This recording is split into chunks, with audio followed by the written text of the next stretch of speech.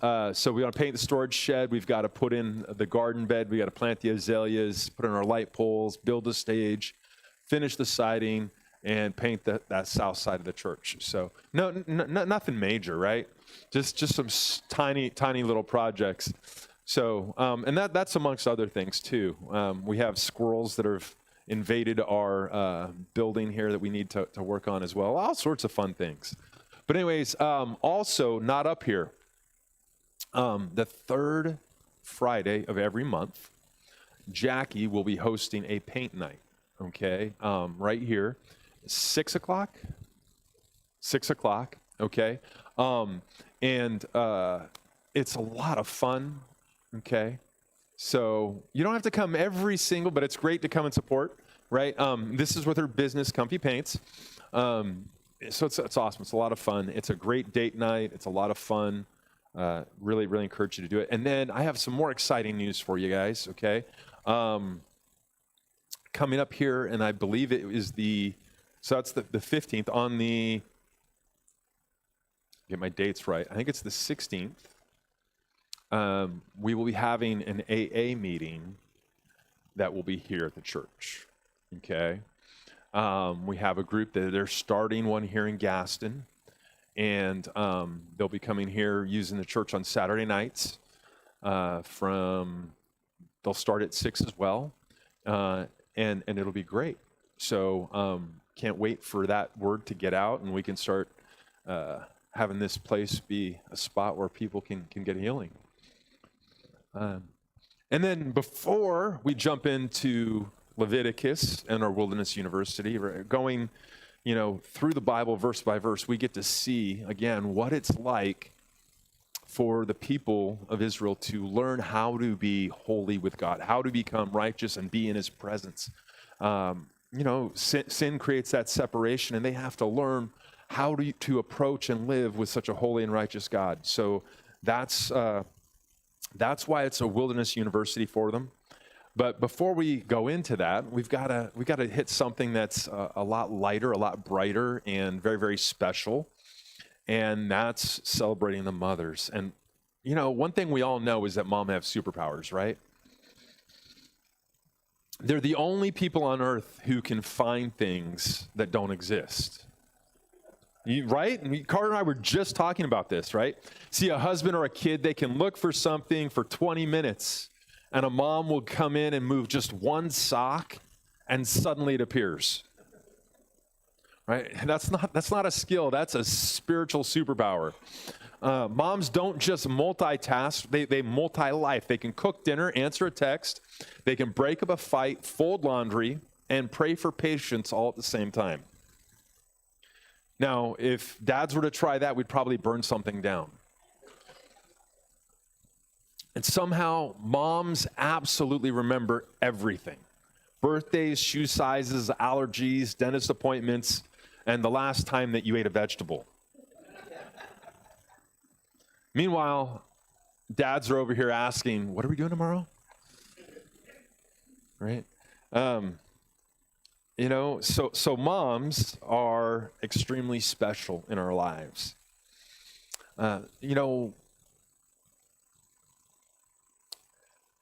So many moms carry more today than they ever have before. A lot of them work full-time jobs. They manage homes. They raise children. They run schedules, pay bills, cook meals, clean up messes.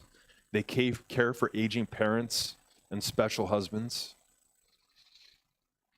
And they still show up with kindness, strength, and grace. The moms carry emotional weight, spiritual weight, and a lot of just junk that is weight, and a lot of that goes unseen. Moms can be the glue in a home, a steady voice in the family, and the quiet strength in the church. And so this morning, we want to honor you for that. Now, I also want to encourage all of you mothers today, because a lot of people, a lot of moms, I think, a lot of people in general, but moms, because it's Mother's Day, have different expectations on what they feel that looks like, right? But I want you to know you're not expected to be perfect. okay? You're not expected to be perfect. You're not supposed to carry every burden, meet every pressure that the world puts on you perfectly, okay? Your worth is not tied to your workload, your appearance, or how put together your outside life looks. A lot of moms can feel that weight, and it can wear them down. But Scripture points us somewhere better, right? It talks about your value as a mom and who you are. And that value comes from knowing that you're made in the image of God. That means you know who you are and you know whose you are. And that leads us straight to Proverbs 31. Proverbs 31 begins with this question. Who can find a virtuous woman? For her worth is far above rubies. And that's not about scarcity, okay? That's about value. A godly woman is rare, not because she barely exists, but because her worth.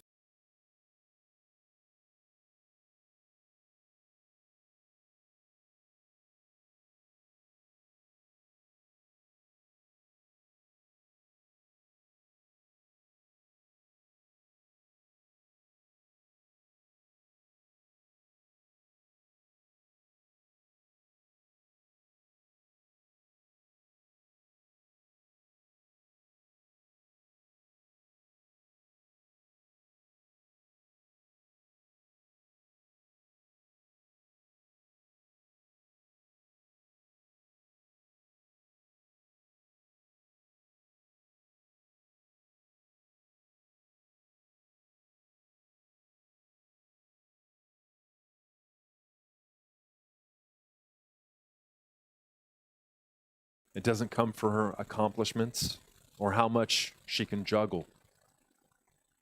It points us to something deeper. The Bible says that charm is deceitful, beauty's passing. That means they don't last, they're temporary. But a woman who fears the Lord, she shall be praised. That's the anchor. That is the foundation. And that's the part the world forgets. Everything else fades. Everything else is temporary. Everything else can shift and change.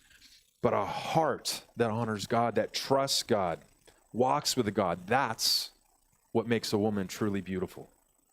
And that's what makes her worthy of praise. And it says her children will rise up and call her blessed, her husband also, and he praises her. It says many daughters have done well, but you excel above them all. Right? That's our celebration this morning.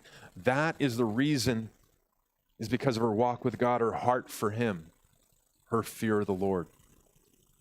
So today, we honor the moms who are in the thick of it, the moms who are tired, the moms who are praying for their children, the moms who are carrying more than anyone knows. And so we see you this morning, and we thank you, and we just are so grateful that you're here. Now, we also want to honor every woman in the room, because the heart of motherhood, and I want everybody to get this, okay? This is so important. The heart of motherhood is not limited to having children of your own. Some of you are spiritual mothers. Some of you are in the extra grandmother phase, where you get to be a grandmother to all the young adults. You get to be a grandmother to all the children in the church. And that is an important spot to be in. It's so important. Some of you are the loving aunt that steps in with encouragement and wisdom and just being there. And some of you get to carry a motherly heart for this whole church family, and we get to feel that. And I thank you for that. Now, I'm going to say this gently but honestly, we're still growing in that area as a church, okay? We're not fully there. One of the things that we absolutely have to do is we need to look around and say, and this is all of us, men and women, right? But that younger woman could use some encouragement.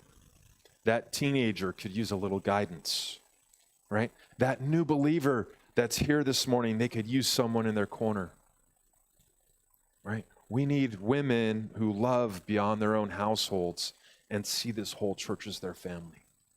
So never underestimate how much your presence matters. Your kindness, your smile, your care in someone's life. It is so important. Proverbs 31 ends with this line: give her of the fruit of her hands, and let her own works praise her in the gates. So in other words, let her life speak. Let her faith speak. And let her love speak. Because she's letting the fear of the Lord speak when she does that. And so today, mothers and women, we honor you, we bless you, and we thank God for the motherly heart that he has placed in you. So our prayer this morning is that God's going to continue to raise up women in this church who love and lead like that and nurture and care and support, right? And because this church, it's stronger because of you. Your voice matters, your heart matters, your tenderness, your strength, your wisdom, and just being here. It all matters. So happy Mother's Day to every woman who carries the heart of a mother in this house. So we love you and we thank you. And happy Mother's Day. So, gentlemen, would you do me a favor, please? Come on up here. Yes, you too. And pass these wonderful things out. We have some tulips and an air freshener. Not because you stink, it's because the air freshener's probably because it's your husband's car, right? You know, and it needs to smell better. It needs to smell better. All right, and then after we pass this out, Sophia and Carter will go to kids' church. Okay? Keep going. Keep going. Speed it up.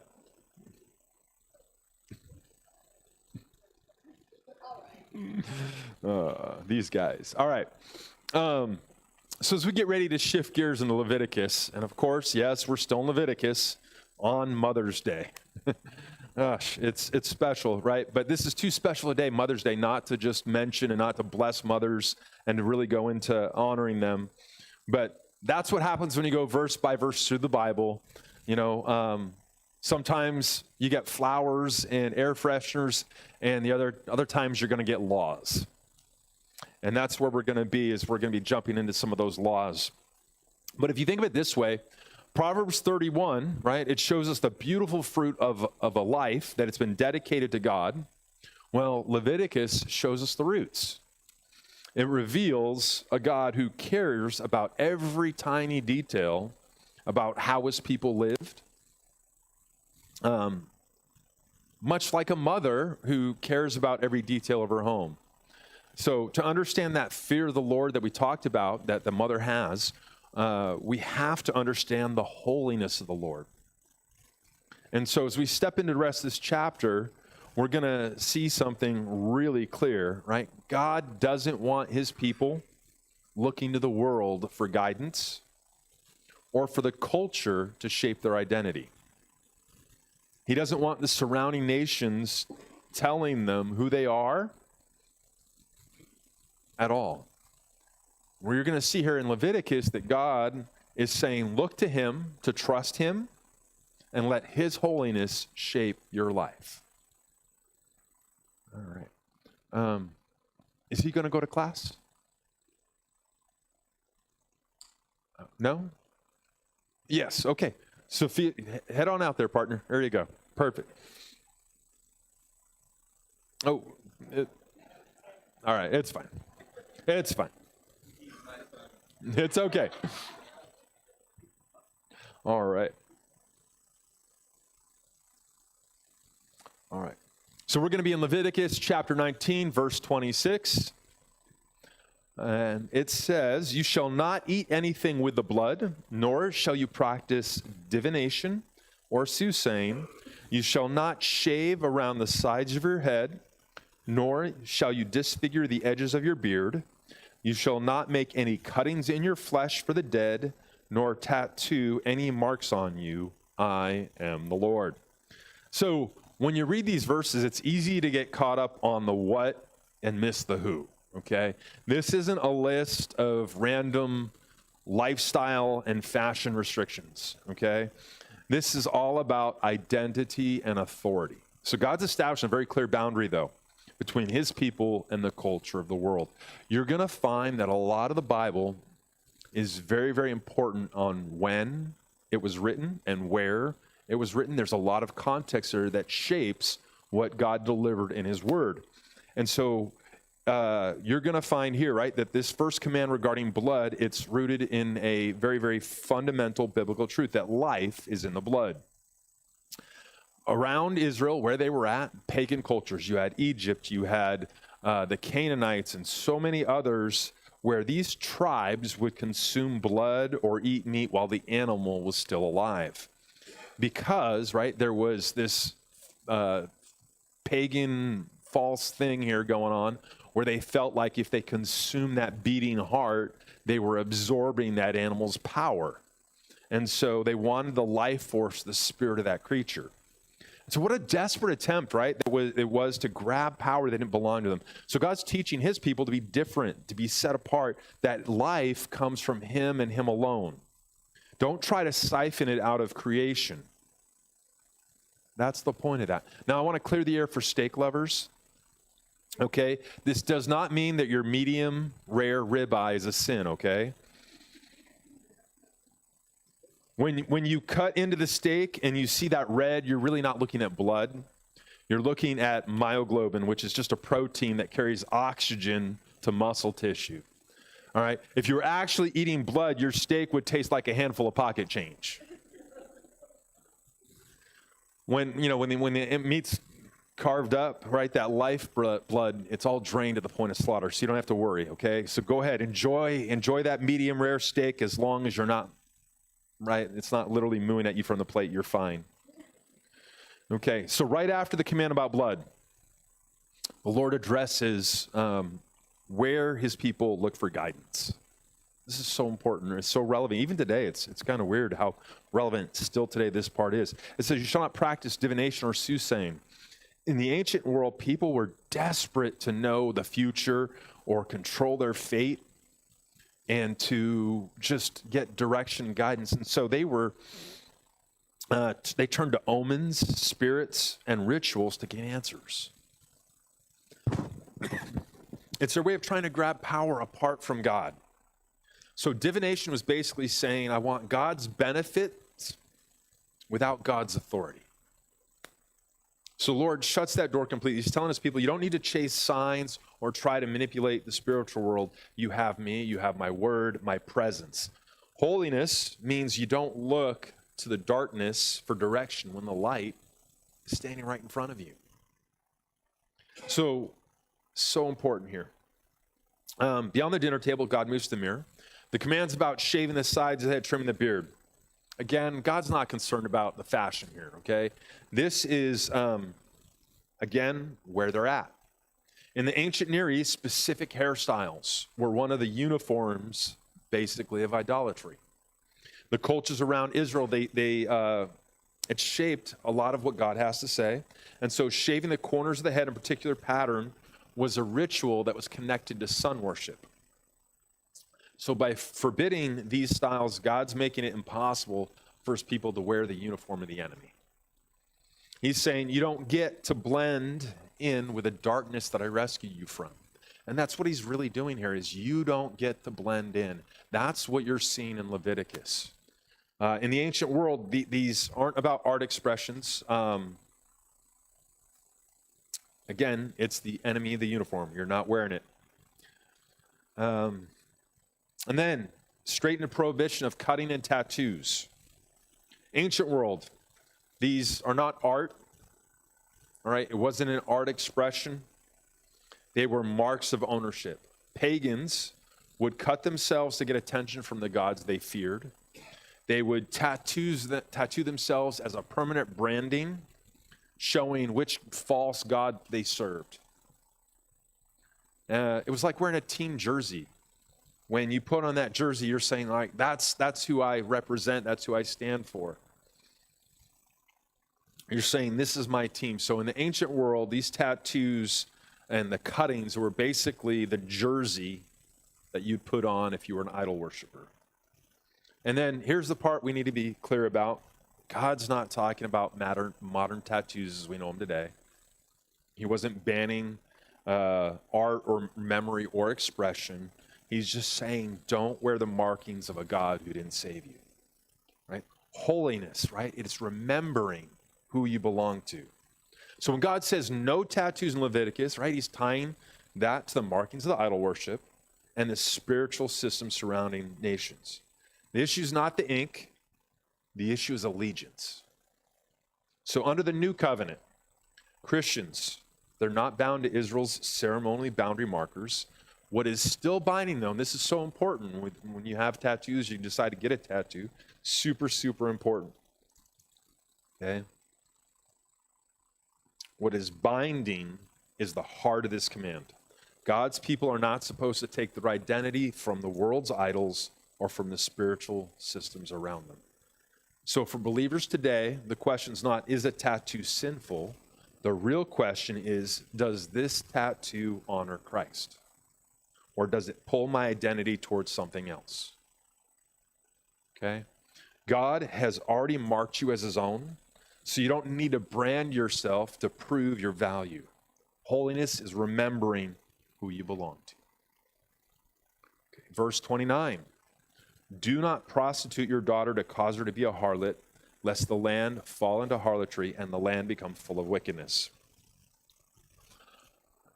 We're hitting some wonderful topics for Mother's Day. Just wonderful. Absolutely here. You know, gotta love this. This is great. So in the ancient world, cultures again, around Israel, they had these, again, temples, shrines that were all set up where sexual acts were part of their worship. They would gain favor, blessings, and their entire worship system was built around sex and what we would call exploitation, right? That was considered spiritual duty. So people were used, even children, all in the name of this religion in order to get prosperity. So God is forbidding this. He's drawing a line that none of the surrounding nations had, right? Everywhere around Israel, this is going on. And he's saying that a person's worth is not in what they can produce or how they can be used. Their worth comes from being made in his image. So when that truth is ignored, it spreads like a sickness. If the home is corrupted, the whole nation eventually feels the weight of it. So God designed the family to be the first place where we get to learn his heart. It's where protection, love, and holiness are meant to be lived out in real time. So when a father guards his home, he's showing something about the God who guards his own people. But if you trade that protection for convenience or gain, and that's what was happening. They would literally trade their daughters for protection, for profit, in order to make their life easier. And so the family stopped being a place of safety and became a place of harm for them. And this isn't just about one household. This is about the spiritual health of this entire community. And so it was so important that the family was treated the way it's supposed to be, something that you guard, that you protect, that has boundaries, right? And if you remove those boundaries, the whole culture can erode. Verse 30, you shall keep my Sabbaths and reverence my sanctuary. I am the Lord. So again, the instruction to keep the Sabbath and to reverence the sanctuary stands out because it's one of the commands that we tend to treat lightly. Most people would never dream of breaking the commandment about murder, theft, or lying, or honoring parents. Right, teens? Right? We'd never break that command. We always honor our parents. Getting that straight. But the command to rest, the command to honor that sacred space, right? We often treat that like it's a suggestion. That's the one that we always bend first, mostly because they cost us the one thing that our culture guards most, and that's time. In the world of the Old Testament, right, the Sabbath was this crazy idea because they had to work to get food. Right? The fact that you could take one day off and not create food was foreign to everyone else around it. Every nation work themselves to exhaustion to either please their gods or to build their own kingdoms. Rest was a luxury for the wealthy, not a command from heaven. But God told his people to stop, to take a breath, to rest, and to trust him. So he's teaching them that their net worth was not tied to their productivity. He's revering the sanctuary, making that a holy place, a time of rest, and their rest was an outward expression of that truth. It was where the noise of the world was quieted so that God's holiness could be seen and felt. Right? You have to have that quiet, that rest. For the modern family, ignoring this rhythm, right, it leads to the very mixture that we're trying to avoid. The lines between work and rest disappear. We end up living hurried, stressed out lives. And we get frazzled and we wear down and our tempers get short and we're not the same person, and then we begin to struggle with everything else. And so resting is so important. It's about creating a space in our minds and our hearts where God is not just given a leftover of our time. Right? That's what we do, is we just give God this tiniest corner of a crowded week.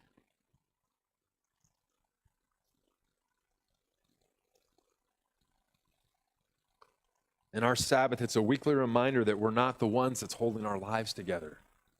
He is. So choosing to honor him and honor that pattern, that rhythm, it's one of the most practical ways to keep our lives from blending in with the world around us. It's a boundary that protects our identity and that of whose we are. So when we stop and show reverence, we're admitting that we need a rest. We're admitting that we're not the architects of our own lives. We're choosing to live as people who belong to God, not people who are driven by the demands of this world. Verse 31, give no regard to mediums and familiar spirits. Do not seek after them to be defiled by them. I am the Lord your God. So Leviticus 19 now shifts something that feels a bit distant, but it was completely normal in the ancient world. God says, give no regards to mediums and familiar spirits. Don't seek after them to be defiled. I'm the Lord your God. So again, spiritual shortcuts. That's what these are. If they wanted answers, they went to a medium. If they wanted comfort, they went to a spiritualist. If they wanted to talk to the dead, they wanted control, they tried to tap into power that wasn't theirs. And all around them, that was part of everyday life. It was witchcraft. God's drawn a line here. He's saying, my people don't look to darkness for direction. My people can't chase voices that can't save them. When you run to these things, you're not dabbling in superstition. You're opening your life to influences that do not love you and do not lead you toward God. And this is where it connects to us. A medium in the Bible, it's basically the ancient version of a modern day psychic. Different tools, same idea. Same spiritual source. Whether it's tarot cards, fortune telling, astrology, energy readings, a Ouija board, or someone claiming to talk to the dead, it all fits under that same category. It's looking for guidance in a place where God told us not to go. And I have to share this story, and listen, I got to preface, I would never, ever, ever, ever recommend anybody to do this, okay? Please don't ever do this. But every time, right, there was this, I have to tell a story. So there's this psychic we drive by on TV Highway, and it says, fortune telling psychic, whatever, right? And they have this big plate glass window, and as I'm driving by, I go, man, one of these days, I could just imagine, taking a brick, right? Writing a sign on it says, I bet you didn't see this coming, and throw it through the window, right? No, it's every time we drove by it. Again, don't do it, right? I just thought it would be funny, in my mind and with my family. Yep, don't do it. Don't act on it. So God's not trying to keep his people from power, okay? He's trying to keep them from poison. These practices promised clarity, but they delivered confusion. They promised comfort and delivered fear and deception. God says, don't seek after them because they're going to pull your heart away from the one who can actually speak to you and actually loves you and cares for you. Again, the temptation's the same. Again, we have that psychic down on Farmington. They look for areas that can't give them life. They chase horoscopes. They use crystals. Anything that promises clarity without surrender. And that's really important, right? We can look to God all we want, but we still have to surrender, right? It's not our will, it's His.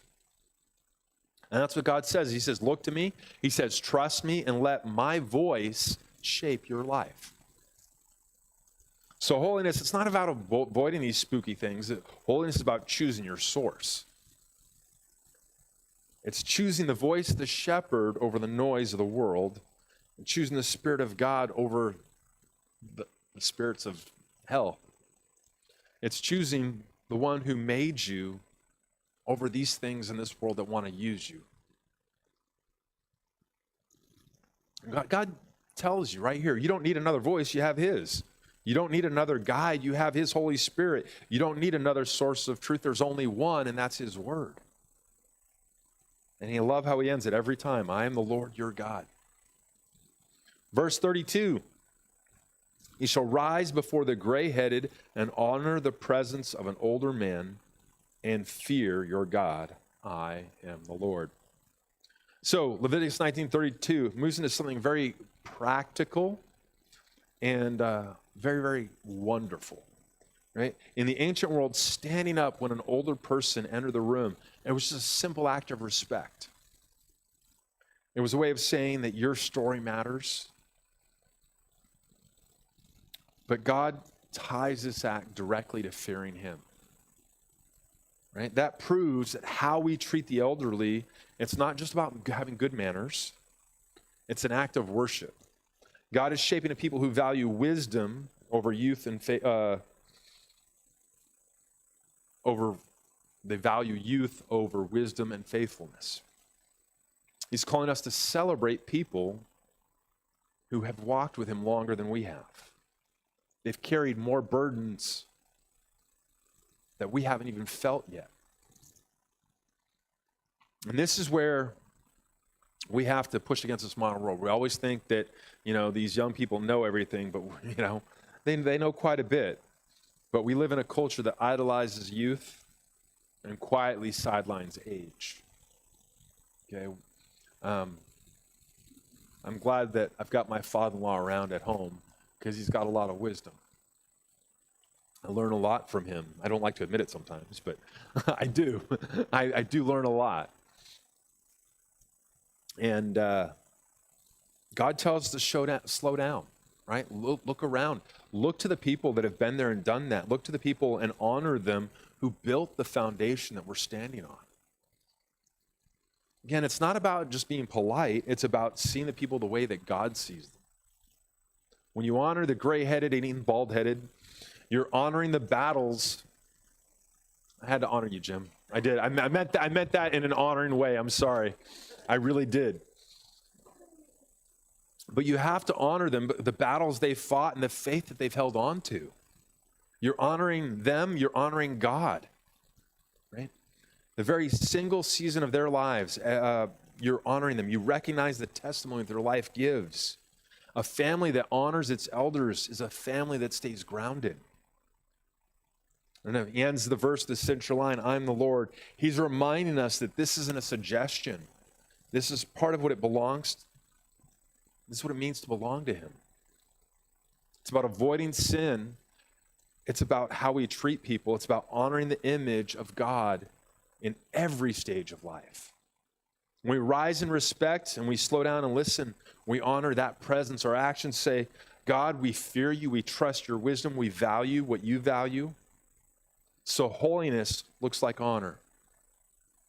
Now, we're going to see something here in the next few verses where we see God is teaching His people how to treat the outsider. And this is something that's really relevant in our world today.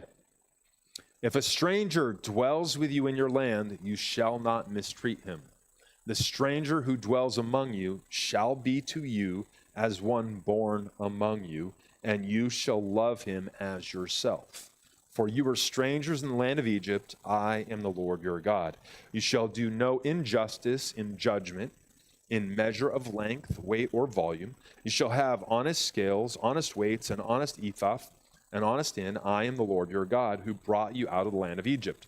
Therefore, you shall observe all my statutes and all my judgments and perform them. I am the Lord. So God's reminding Israel of their own story. They knew what it was like to be the ones on the outside. They knew what it was to be vulnerable, powerless. And so God tells them that when someone comes into your land, don't push them down. Don't step on them. Don't walk over them. You lift them up. You treat them with dignity. You treat them with kindness. You treat them like family.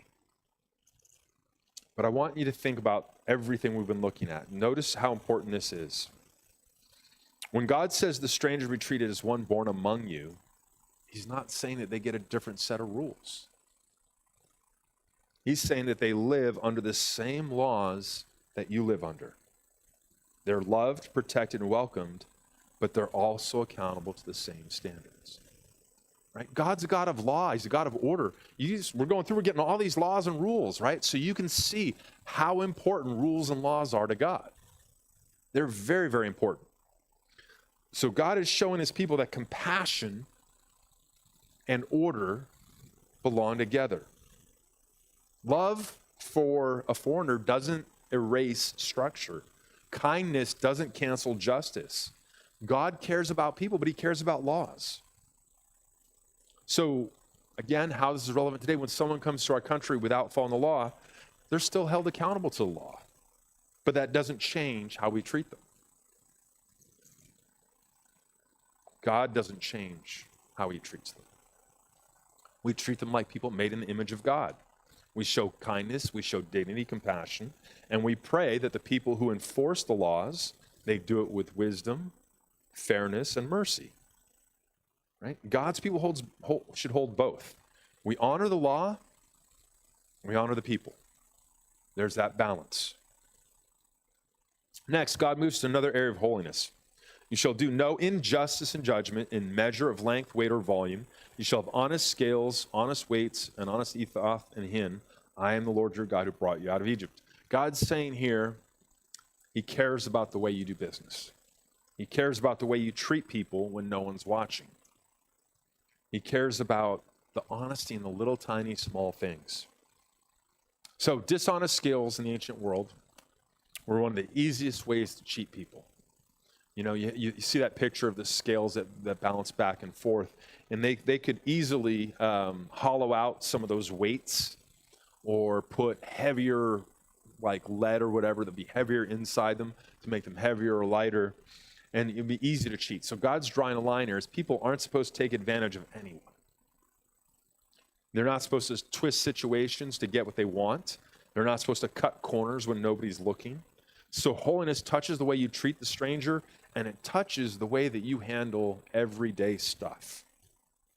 It shapes your compassion, it shapes your integrity, it shows up in the way that you welcome people and the way you do business, and this is where it gets personal. And I want you to pay attention here, because if you really want to know what someone really values, look at their receipts.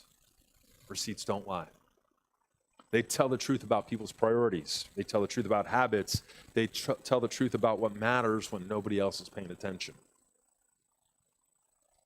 In the measurements and the everyday choices, not just the big spiritual moments, it's those little details.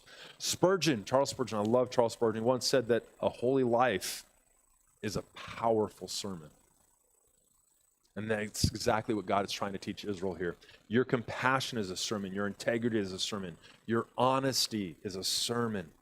So people learn what you believe by watching how you live. I'm going to ask you something simple and personal. What are your receipts telling the world? What story are they telling about your priorities?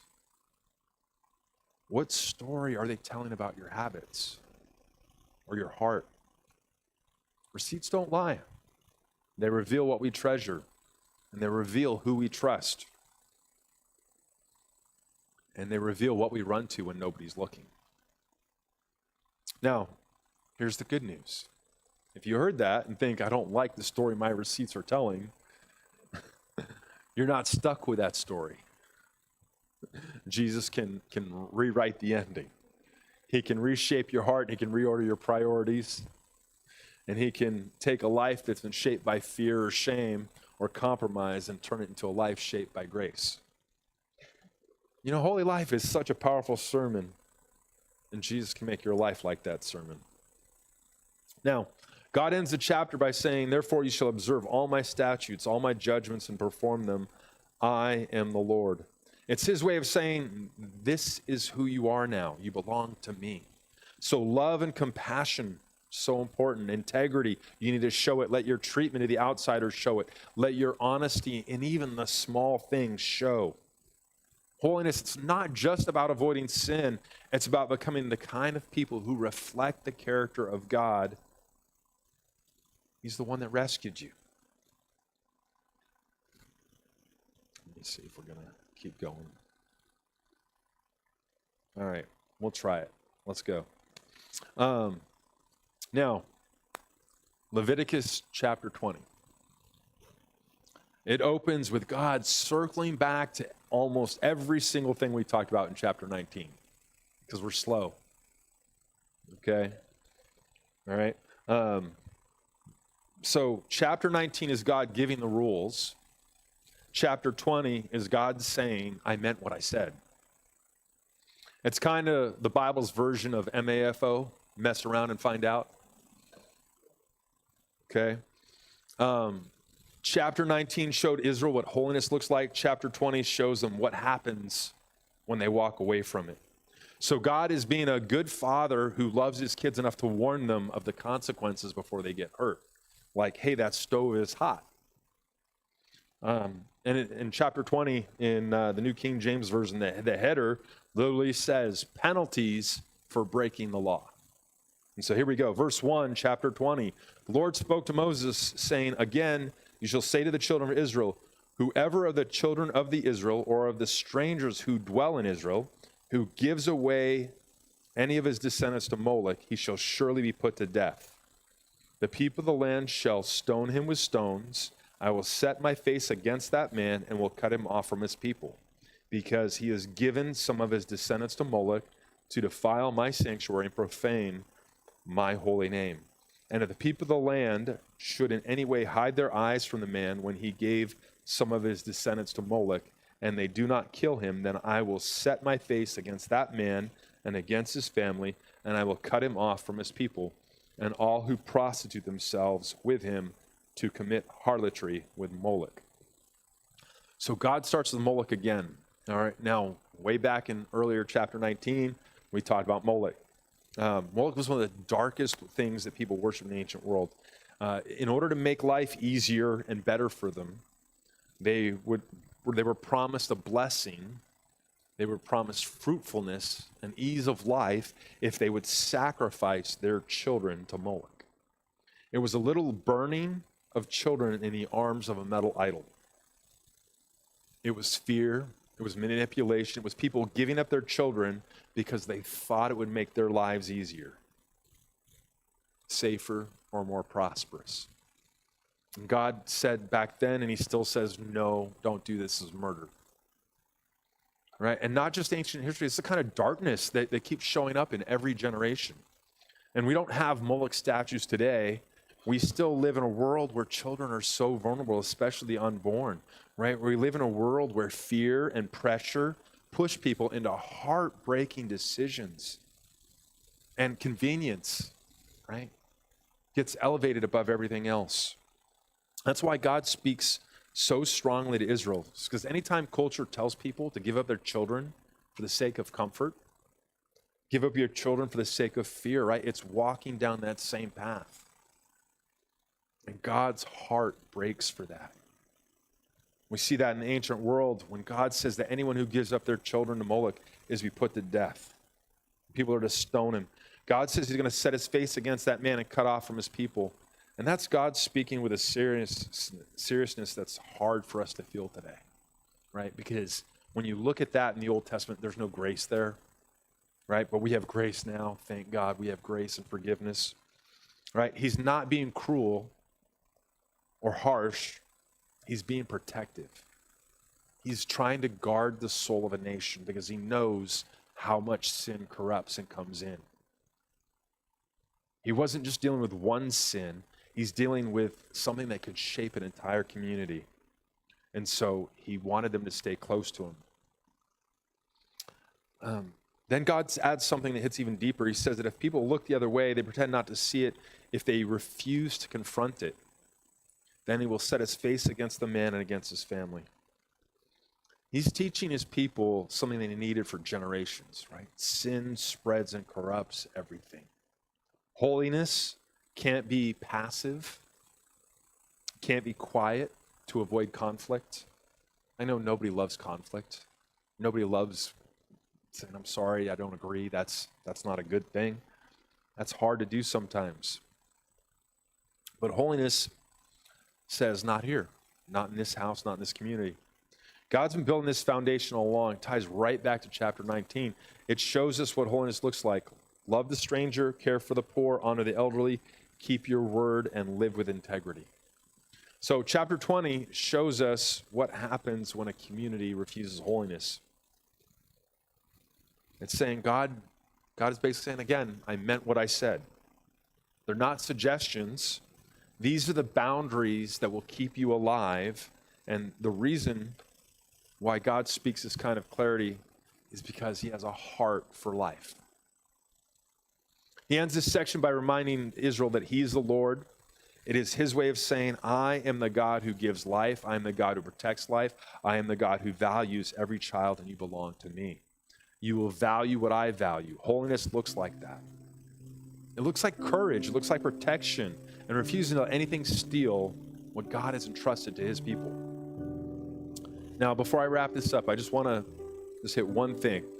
We've spent this morning talking a lot about holiness and boundaries and the weight of sin. And honestly, for some of us, right, this isn't just Bible talk. It's a scar.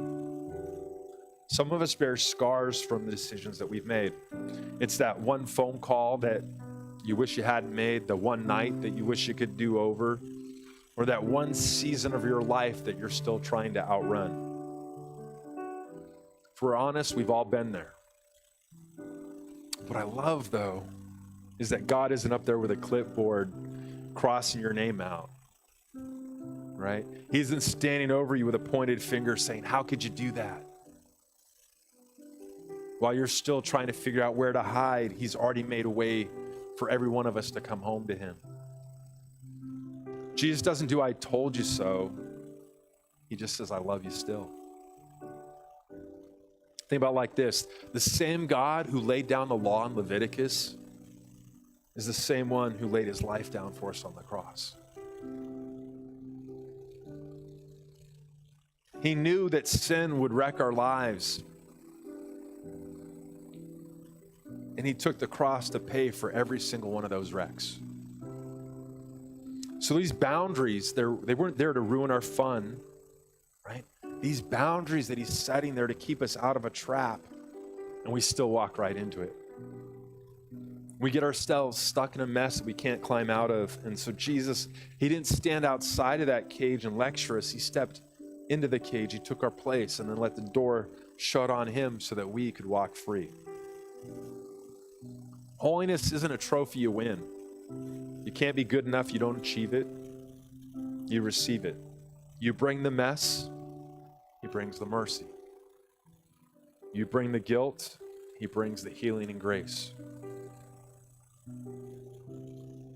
So maybe you're thinking that you don't like the story your life is telling. But again, we have such an amazing, loving God. And here's the beauty of it. You're not stuck with the story you're in right now.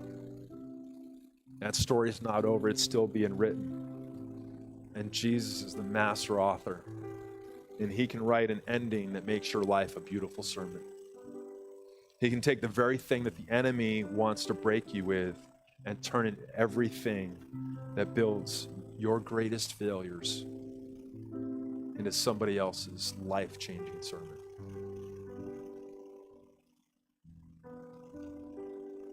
Bow your heads, please. You know, if that spoke to you and you're ready to just accept Christ and just recommit to him and say, Lord, I know my story has been messy. Lord, it's been rough. My decisions have just been special. But my story isn't over, Lord, and I want you to finish it. I want you to take my mess and make it a message, Lord. And so I'm willing to surrender all of my past mistakes to you. Lord, I give you every shame, every guilt, every wrong decision, and ask that you come into my life and make me new. Father God, we just give you glory, we give you praise, and give you thanks. In Jesus' name we pray. Amen. All right, well, God bless you, and happy Mother's Day. Man, you know, Easter was great because we landed on like a perfect Easter sermon where we were at. Mother's Day was a little rough. Mother's Day was rough. I'm not gonna lie, it was rough. Hopefully Father's Day is better.